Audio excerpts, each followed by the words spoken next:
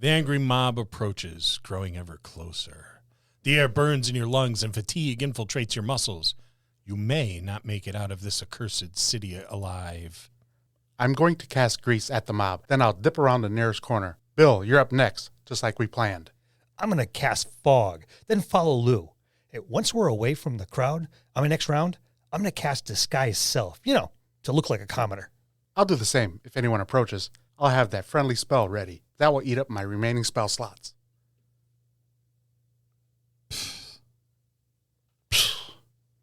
Let's talk about 5 more things DMs do that players hate. This week on the Dungeon Masters Dojo.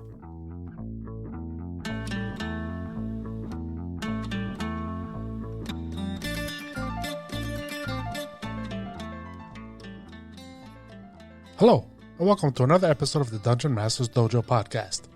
This is a show for game masters and players alike. We hope to bring you tips and tricks to elevate your game and develop the art of dungeon mastery. I'm your host, Louis Aponte, and these are your Dungeon Masters, Scott Labby and Bill Robotile. Let's enter the dojo and see what they have in store for us today.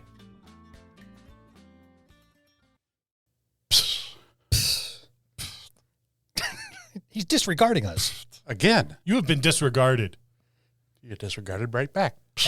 As You if can't disregard me back. our well thought I'm the out DM. plans just cast aside, as if it doesn't matter. He does that all the I time. hate that. I do too. But you know what I don't hate? What don't you hate, Lou? A word from Bill. We are continuing to hold our giveaway of epic proportions. Everything you need to get started running games. 4 dice trays, 12 complete sets of dice, 4 traditional Crown Royal bags, the D&D Essentials Kit, the D&D Starters Kit, Horde of the Dragon Queen D&D Adventure, the Young Adventurers Collection, Nerdarchy's Out-of-the-Box Encounters, Brass and Steel Steampunk Tabletop RPG, OSR Greats The Rat Hack, Into the Odd, and White Box Fantastic Medieval Adventures game. But that's not all. The Curse of Strahd Revamped is included as well. This complete list goes to one lucky winner in the U.S. We realize we may have asked a lot of you initially, so here's the new and improved way to enter the epic giveaway. Simply leave us a message at thedungeonmastersdojo.com. You'll automatically be entered into the giveaway for a chance to win. After we receive 500 messages, we draw one lucky winner.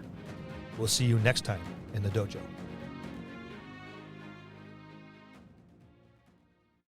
See, Bill didn't disregard the people. That was more than a word from Bill. But then again, I've never known him to use just a word. That's what that's what I expected.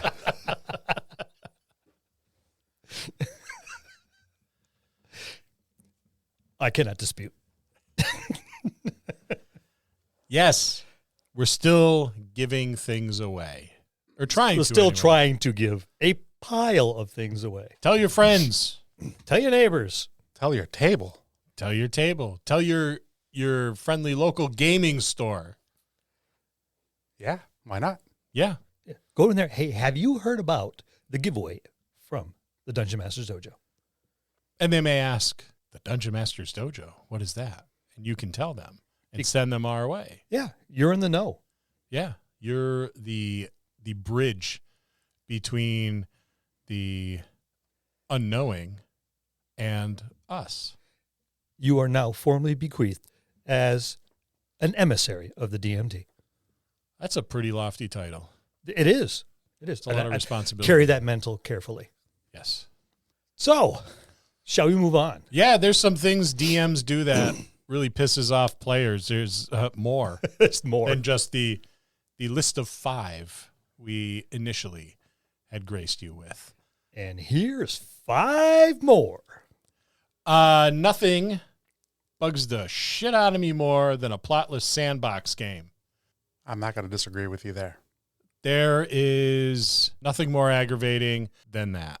And what really upsets me is usually there's a GM sitting at the end of the table who's actively looking irritated at you for not doing stuff while you're waiting for the DM to Do stuff. Do stuff. Yes. Plotless sandbox game. You don't want to battle around in circles. No, and it's like, okay, you can only do so much shopping, and is there any goblins to kill? Should I go to someone's home, kick open the door, take their stuff? Yeah, is there a dragon or a dungeon I can crawl through? Yeah. What do we do? Sandboxes are tricky to begin with. Yeah, they are. And I think as a new DM, you should try to be a little railroady. Not too much. A touch, yeah. But just enough to learn how to DM, because the whole sandbox thing it's really hard to wrangle a bunch of players together who are running amok through the countryside or the city or the local brothel, whatever have you. Right. If you have a new game master, more often than not, I would assume you have new players. It's a new table starting up. So you can do a little bit of railroading, a touch, because they're not used to what the rules are and the sometimes lack of limitations that are out there. So you almost have to impose some of those limitations by railroading, just to make sure they kind of stay on plot, and they understand that there is a plot, there is a scenario, there is a chain of events leading to something, hopefully. Yeah, and I just never really liked sandbox games that much. It does. It leaves a lot of openness, but with that, you need to make sure, so you're not plotless, you have a goal. Right. Without that, you're running, just like you said, running amok through the countryside. Yeah. I think it's almost hard to do a true sandbox game without having some sort of plot or story or direction or something. And by its very nature, I think a sandbox game is plotless. So you have to really, I think, integrate features of sandboxiness into your story framework, so that there's still a degree of agency, right? Your players have, Yes.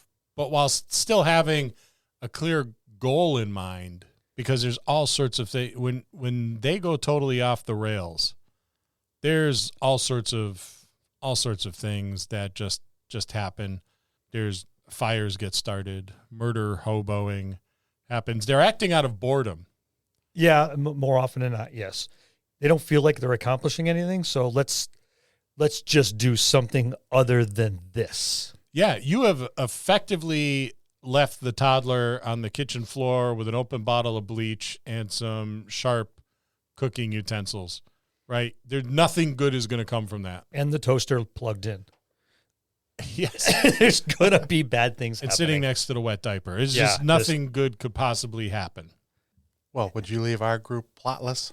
No. Even with our plot, our group can sometimes Has go some- full-blown sandbox on us. And it takes a little bit to reel them in on occasion. I know when Marcus gets bored or Lou gets bored, just things go sideways fast. Yep.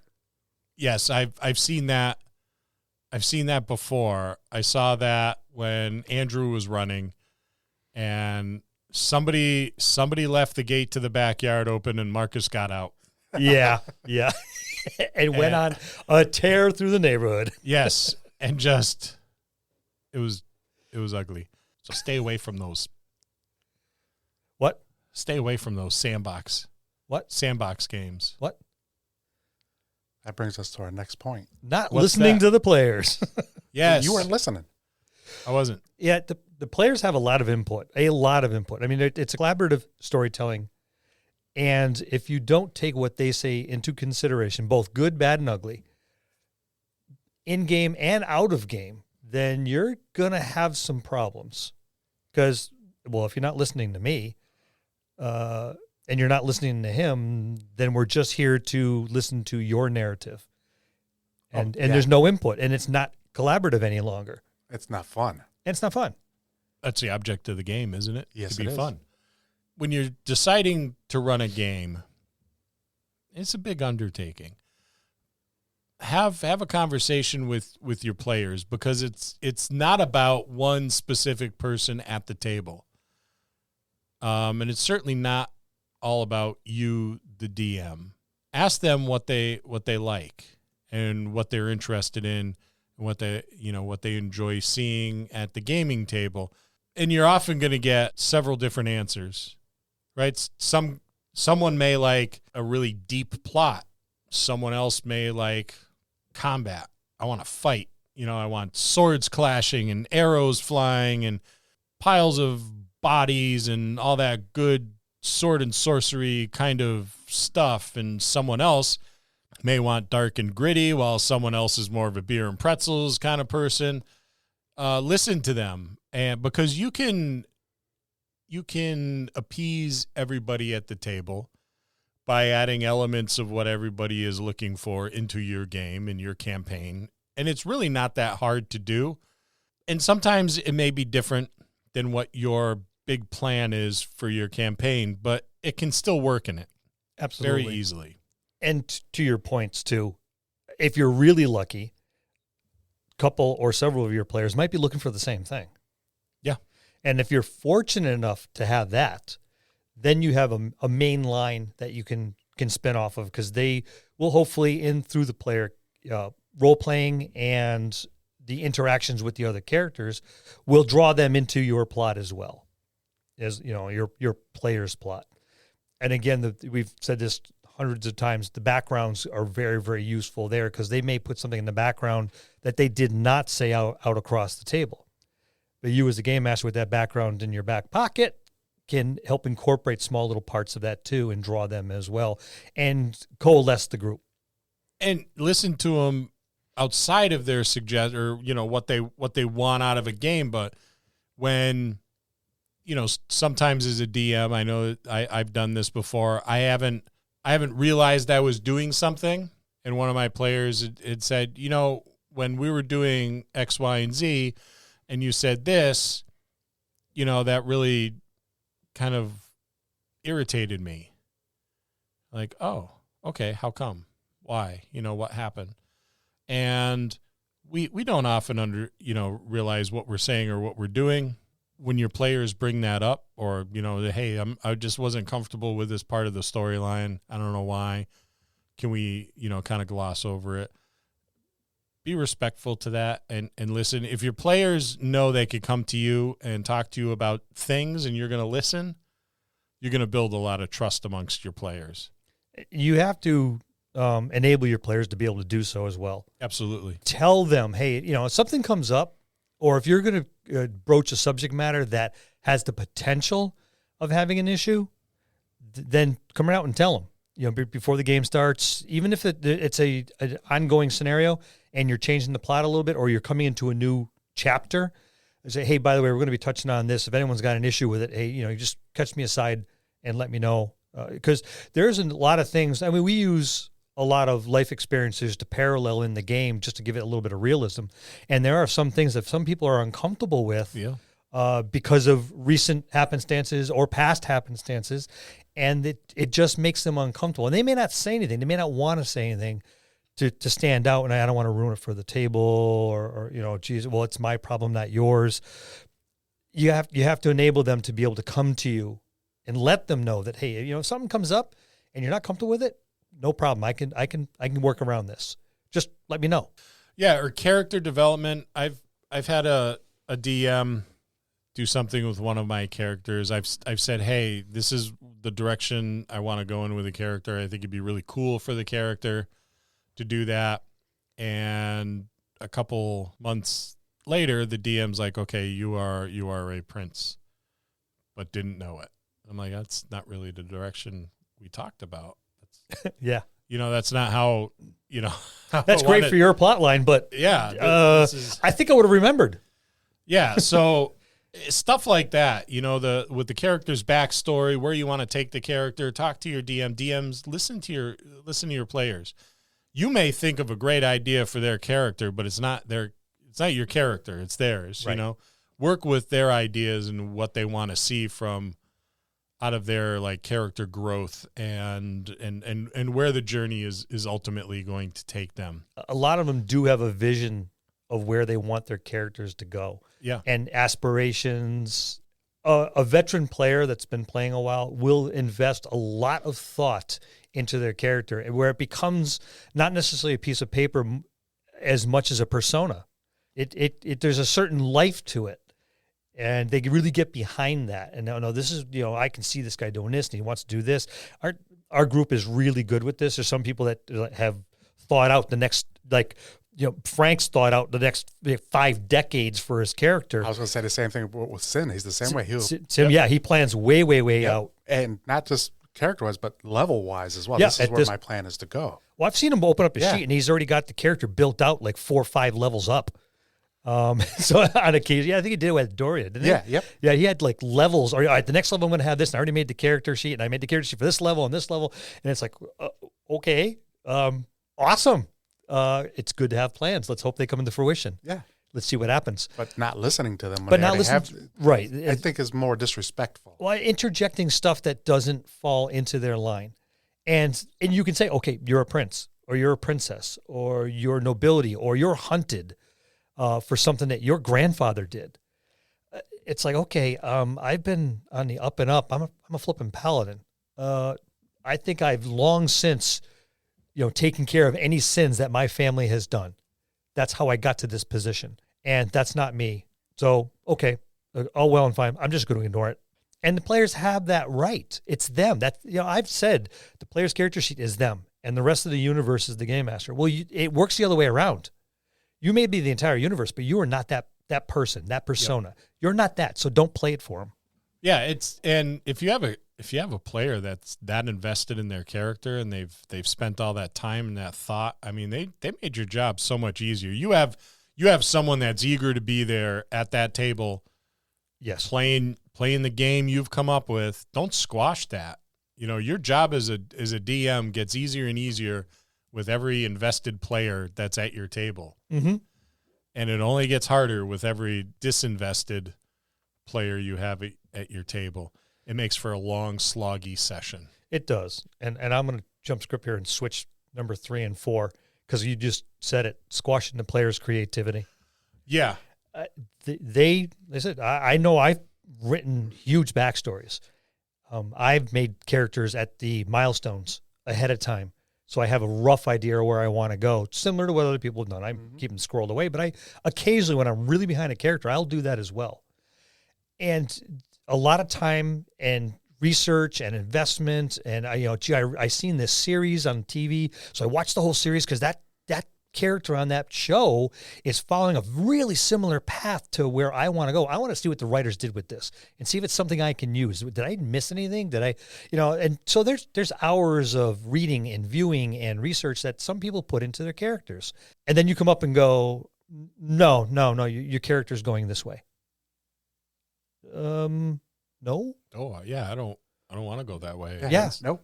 I took this next point as in-game creativity. Yes. Too. There's nothing worse than coming up with an awesome sounding plan and then just having it be like, nope, that's not working. The rule of cool should always apply. It supersedes at my table. It supersedes the rules. If you could come up with something that sounds awesome and is cinematic, then I'm going to let you have a crack at it and screw the rules. Have a go. It was so cool that DC just dropped by 10. Yeah. Roll it. Yeah, you got a pretty good chance of pulling this one off because it is that cool. And they have the skills to back it. They have the resources. Yep. They have the magic. They have the spells. And they're putting it together in a really unique and creative way. By all means, let it fly. Let's see what happens. Yeah, let it happen. Because whether it's successful or not, and to what degree it is successful, either way, it's going to make the experience at the gaming table, not just for that player, but for every single person, yourself included, DMs, at that table, awesome. And I always think of the year that Lou's character rode a shield down the steps of a step pyramid into a mob of zombies climbing the stairs. And it was outlandish. But in my head, when he said, this is what I'm doing, I'm like, this would be fucking cool. Well, I remember we took a break and you said, I got to talk to you in the other room. And he pulls it. This is what Lou just did. Unbeknownst to Lou, that there was a flashback coming up literally next about how he escaped from prison, peeing on a leather pelt during the winter so it froze into something that looked like a sled or shield, and breaking the bars and sliding down the mountainside to get away. And he went and pulled off the same exact stunt. Yep. Know your players. Know your players. It was just, okay, so yeah, if you know your players and you know they're creative, and if you've been playing with them long enough where you kind of guess that they're going to do something weird, let them do the something weird, because that's the stuff. I mean, that was 6, 7, 8. Ago, that was 8 years ago? About 8 years ago. Yeah. And we're bringing it up again because the rule of cool superseded. But if I had said, no, you can't do that. The laws of physics just don't work that way. The studs on the shield caught the corner of the step and overturned you, and you went toppling down. And this is how much damage you took as you went rolling down the stairs. Now you're injured and at the feet of all the zombies who are now going to have advantage, and they're going to attack now. And realistically, it's like those words I never want to hear. I don't give a shit about realistically. That's why I'm playing Dungeons and Dragons, and I'm not at work or at home paying bills. I agree with you. I don't want any realistically in my D&D game.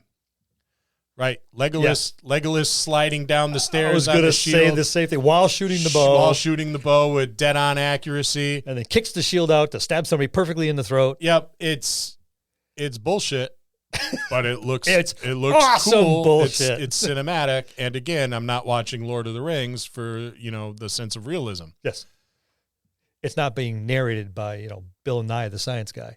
Right. Well, that can't possibly happen. Or even like the scenario we kind of teased the episode with, right? A well thought out plan. Yep.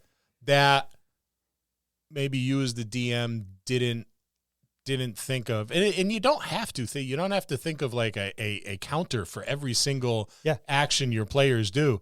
If they come up with an awesome plan like that to get away from your angry mob, let it play out. Yep. Let it play out. And you know what? Toss them in, reward them for their creativity. Never squash it. Reward creativity. Yep. Let them get away. Let them bump into an NPC that's going to help them at this time. You may have to, move things around a little bit, or they get away. Oh, geez, we're finally safe, and another group comes around the corner. A smaller group, something they can possibly handle in combat or can easily escape. Once again, ramp up the drama, ramp up the intensity of the game, where they're constantly being harried by this group after group after group. Got away from that one, now you got to get away from the next one. But yeah, don't squash it by any means. That's the worst thing you could do to a new player. Oh yeah, this game sucks. I can't do anything. Yeah, you just lost. Well, you can get worse than that, and that's what our next point. What is that? The God complex. Oh. This is my pet peeve, not only as a player, because that doesn't happen often, but as a DM, those DMs that are just like, I'm perfect because I'm sitting in this chair. No, you're just another player. Everything I say is law. My interpretation is the only. Yeah, you're just another player. You can be wrong, just like everybody else. Mm-hmm. And understand that you could be wrong. When we were first starting 5th edition, it was a difficult transition because we were coming off of really 2.5 for decades. Yep. And my confidence in 2.5 was high because I had been playing so much.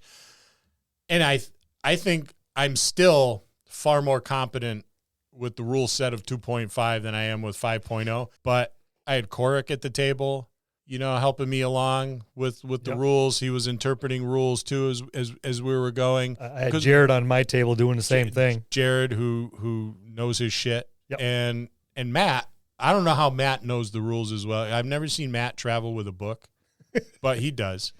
I don't know how, but he does. So we had all these other resources. I was okay with not knowing all the rules. I'm still okay with not knowing all the rules. I don't have to know all the rules. I have books that have the rules in them, and I have people way better at it than me, like Jared and Korik and pretty much everybody. All I need to do as a DM is run a good game. The rules are just, who cares? But that doesn't make me infallible either. No. But like you said, the rules are just guidelines, really. They're not rules. They are. They're more guidelines, and they are meant to be bent. You know, and the guy... He was so proud. See, we puffed it, and they're meant to be bent. Yeah, coming from one of the most creative players I've ever played at a table with, now you see where the philosophy comes from. The King Bender over here. We call him the pretzel maker. Yeah. His interpretation of the rules looks like a yoga class. Yeah. But the God complex could be like really off-putting. Yeah, like just bad. Well, we recently came into this, and we did an episode on a viewer email that came to us. Yeah, a listener email. It's short content, but not really. Yeah, because we kind of went on for a while. But this came up at a game, and he presented it to us, and we kind of went over it a bit. And we told him hopefully it was a one-off, because he did mention that up to that point for several months he's been doing a good job and really liked the game and everything like that. And it just this one night, it literally came out and said, well, no, it's going that way because I'm God. And it kind of set him off a little bit. And so we kind of talked him down, and hopefully that will resolve itself. But it could very easily, with a new player, it could put him off to the point where it's like, well, this is nonsensical. This game sucks. Yeah, what's the sense of having rules if they're just going to make them up as they go? And I'm not allowed to do the same. Right. You know, I think that speaks to a good point you just made. It's like, if you're going to, fudge the rules, or if you're going to, get the rules wrong, which is going to happen. Yeah. Understand that and this goes back to squashing player creativity, understand that the same should be true for your players. It's like, okay, I know this doesn't work this way necessarily, but it doesn't say right out it doesn't. So here's my idea. Yep. So if you're gonna do a little fudging, allow your players that as well to some extent within reason. But the God complex is you're walking that fine line, right, between GM and adversarial GM. I was going to say insanity.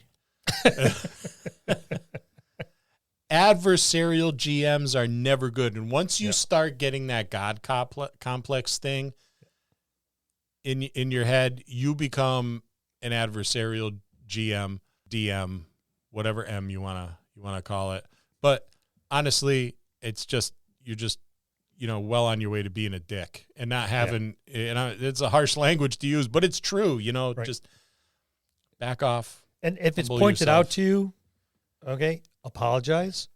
Yeah. So I'm sorry. Hopefully it was a one-off. It was a bad day. I got pissed off at the wife or at work, or the dog bit my ankle and it hurts like a freaking SOB.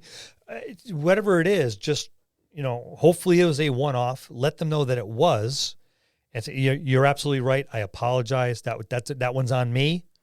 I'll try everything I can to make sure it does not happen again. But if it does repeatedly happen, then unfortunately, I would suggest the players turn around and look for another game master. Yeah, you're going to be lonely at the table. Yeah, right. If your players are sitting down and they're talking to you about something that they find upsetting or off-putting, it means they're putting a great deal of trust in you. So take it and be respectful of it, because they're sitting down and taking the time and talking to you and trying to correct the problem or make you aware, because you may not know, right? They're probably giving you the benefit of the doubt. And if you don't change that behavior, then you're going to be at a table all by yourself, and that's not much fun.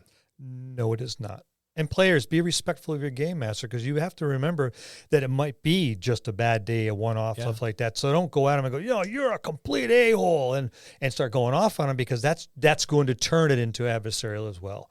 A little bit of respect on both sides and a little bit of understanding on both sides, and it should iron itself out pretty quickly. So DMs, humble yourself. You're not a god. You're not a god. You're not the god. You're just another player. You just happen to sit at the head of the table and are pretty much coming up with the storyline, for the shared storytelling. Yeah, you're experience. presenting the framework of the story, Yes. and everyone at the table is going to help embellish it. So we'll move on to the next one, shall we? Yes. Lou, I like you very much. Here's a magic sword. Bill, not so much. You get a copper piece. Sweet. Yes. Playing, That sucks. yeah, playing favorites. Playing favorites. This one's a little, I think it can be a little touchy sometimes. It can be a little touchy, and I like to take the approach, like, as a parent and having more than one child, I don't like one child more than the other, right? They're like my fingers. I like them all. I want to keep all of them, right? But they all are different. And that's the way the players should be. I have played at tables with couples. Oh, And where one half of the couple is the DM, and I don't want, I don't want my missus to be pissed at me, or I don't want my mister to be pissed at me, so I have to kind of pay some fan service to them, and they're allowed to just get away with anything. Or I like that girl who's at the table. So if I'm really good to her at the table, maybe she'll go out with me.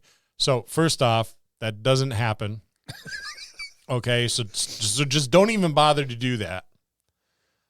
And though she's still a girl, you are still a geek and a nerd. yeah. And Doesn't matter if she is too. You're still a geek and a nerd. But it makes it uncomfortable for everybody else at the table, especially in those like relationship circumstances. I've always said, man, it'd be cool to have a girlfriend that played D&D. And then I think about it and go, you know what? No, it really wouldn't be. I don't want that. Well, number one, it cut into your me time. Yes. Number two, she might turn out to have dice that roll better than you. Well, and that's that's a just given. going to piss you right off. She'll probably be better at the game and know the rules better. And I don't want that. Which means everyone else at the table is going to like her more than you, too. Automatically, just You're because spiraling she's a girl, downwards yeah. fast, dude. Just don't It's go like, there. my God, Don't no, go I guess no girl gamers. Girl gamers, you're awesome, but No girl gamers for you. no, because for all those reasons, you're probably smarter than me. Your dice are better. You play the game better. You know the game better. So it's like, yeah. Sorry, ladies, I'm not available. No, like they care. Well, we're worldwide, so there might be three. Yes. I don't think the one Yes, in they're- Zimbabwe is going to contact they're- you. Did you hear that?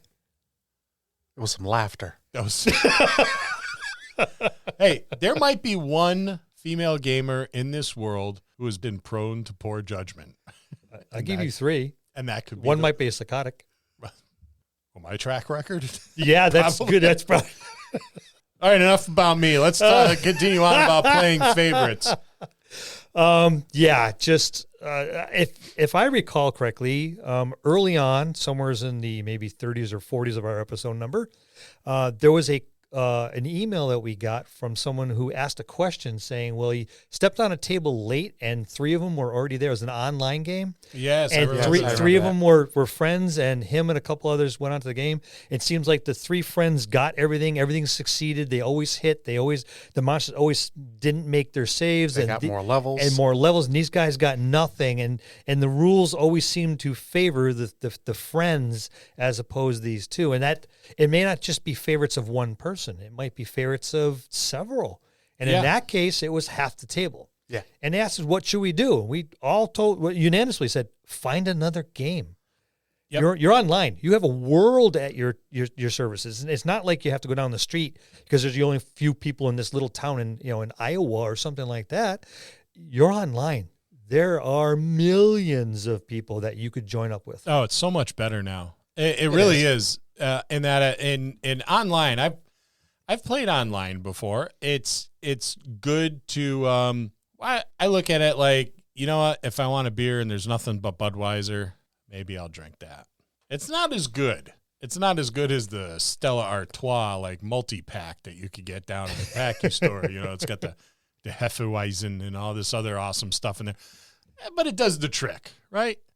It's always better to be in person, but with all these online platforms, world is your oyster. We used to have to handwrite looking for gamers or looking for a game, and then leave our house phone number because nobody had cell phones, or our beeper number on it, and slice all these little things so you could rip the tab off the bottom, and then have our mom or dad photocopy it at work on the the mimeograph machine. Mimeograph, and travel to all these little gaming shops and tack them up on the bulletin boards, and we'd walk uphill in the snow both ways to get to them barefoot and we liked it. In June.